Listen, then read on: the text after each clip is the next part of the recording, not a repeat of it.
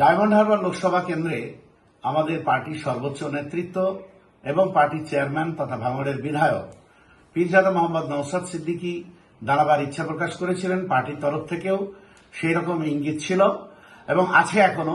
আমাদের দক্ষিণ 24 পরগনা জেলা নেতৃত্ব এবং জেলা পার্টি কর্মীরা, বিশেষ করে ডায়মন্ড হারবারের কর্মী সমর্থক দরদিরা পার্টির চেয়ারম্যানকে অবশ্যই প্রার্থী করার জন্য উৎসাহী এবং তাদের উৎসাহকে গুরুত্ব দিয়েই পার্টির সর্বোচ্চ নেতৃত্ব সর্বোচ্চ গুরুত্ব দিয়েই বিষয়টা আলোচনা চালাচ্ছে।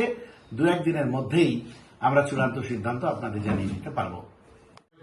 আসন্ন লোকসভা নির্বাচনে পশ্চিমবঙ্গে 42টি আসনে প্রতিদ্বন্দ্বিতা করার জন্য বিভিন্ন রাজনৈতিক দল তারা ইতিমধ্যে প্রার্থী তালিকা ঘোষণা করছে। কোন কোন আসনে প্রতিদ্বন্দ্বিতা করবে তার চূড়ান্ত তালিকা প্রস্তুত করছে।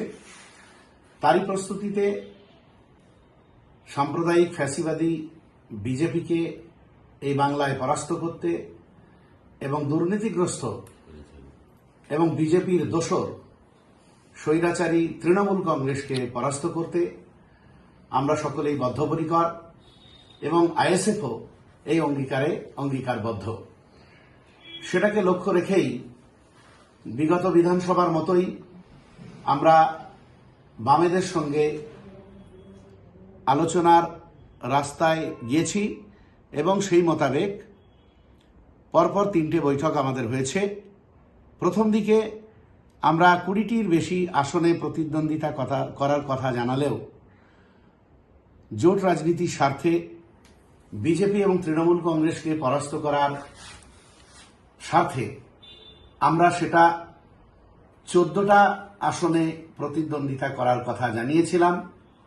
তারপরেও জোট রাজনীতির স্বার্থে আমরা শর্ট আউট করে তৃতীয় বৈঠকে 8টি আসনে প্রতিদ্বন্দ্বিতা করার কথা জানিয়েছি বামফ্রন্ট নেতৃত্বকে এবং আমরা যে 8টি আসনে প্রতিদ্বন্দ্বিতা করতে চাইছি জোটের পক্ষে সেই 8টি আসন আমরা জানিয়ে এসেছি এবং আজকে আমাদের রাজ্য কমিটির বৈঠক থেকে সেই 8টি আসনের নাম চূড়ান্ত হয়েছে।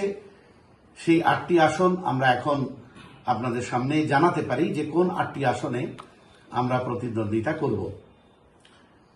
উত্তর 24 পরগনার বারাসাত এবং বসিরহাট এই দুটো কেন্দ্রে আমরা প্রতিদ্বন্দ্বিতা করব জোট প্রার্থী হিসাবে।